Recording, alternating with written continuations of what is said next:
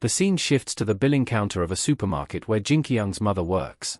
She looks at the notification on her phone, and her eyes widen in shock as she realizes Jin Kyung bought something.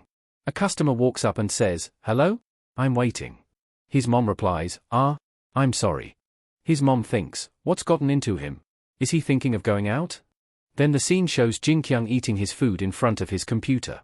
Then we see him dancing in front of his screen. Afterward, he gets exhausted and falls asleep. After waking up, he starts watching his favorite show. After completing his rewatch of the show, he says, "It never gets old." Then he turns his head to the right and sees the E-tag lying on his desk. He wonders whether Maina is doing well, and if she hasn't summoned him, it must mean she's fine, right? Then he says it's not because he cares or anything. His doorbell rings, and he flinches in shock. He checks the security camera and says it's the delivery man. He thinks about what he should do. Should he let the delivery man leave it with security? No. He thinks he has defeated huge monsters, so he can do this. The delivery man shouts, "Delivery," and gets no response. Jin Kyung replies from behind the door, "You can leave it by the door." The delivery guy says, "Okay, I'll leave it here." Jin Kyung thinks, "There, I did it." Now he needs to take into account the delivery man going down the elevator. After 40 seconds pass, Jin Kyung gets into a running pose and says, "I'm gonna grab it as quickly as I can." He takes a deep breath and thinks he's ready to go.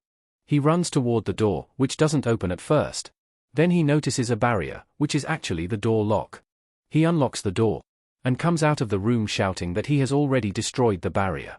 But then he freezes after seeing a girl standing in front of him. They both stand there in shocked, awkward silence. He slowly backs inside while taking the package with him.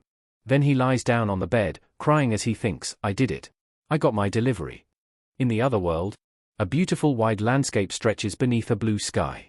Lady Alara stands on a hill and says, "You made it. It wasn't a trip that should have taken 3 days, though."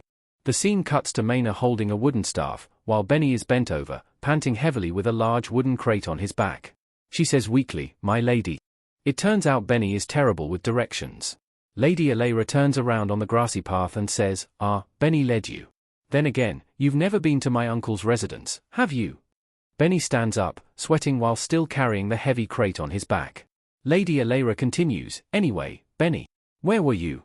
I was going to order you around." Benny answers, You told me to bend over and then left."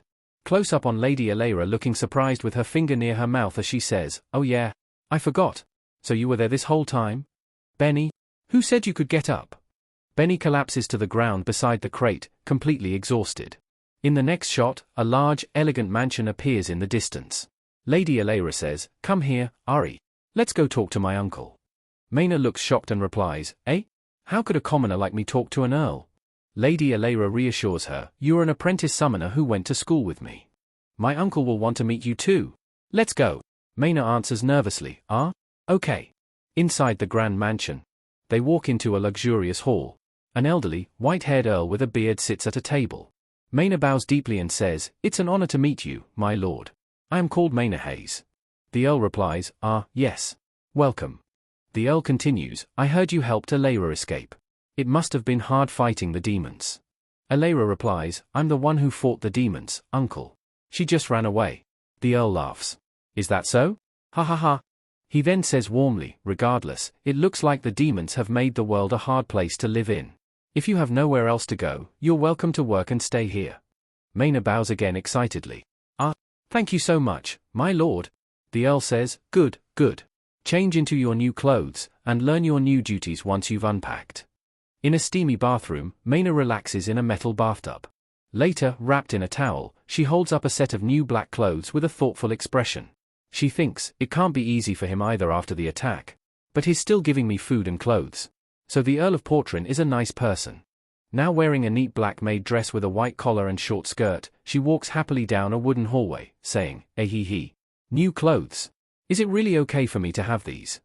A senior maid approaches her and asks, "Miss Maina Hayes, are you done unpacking?"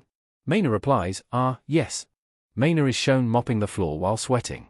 She thinks, manual labor in exchange for food and clothes. Well, I guess I should have expected this. But what's with this strange sight?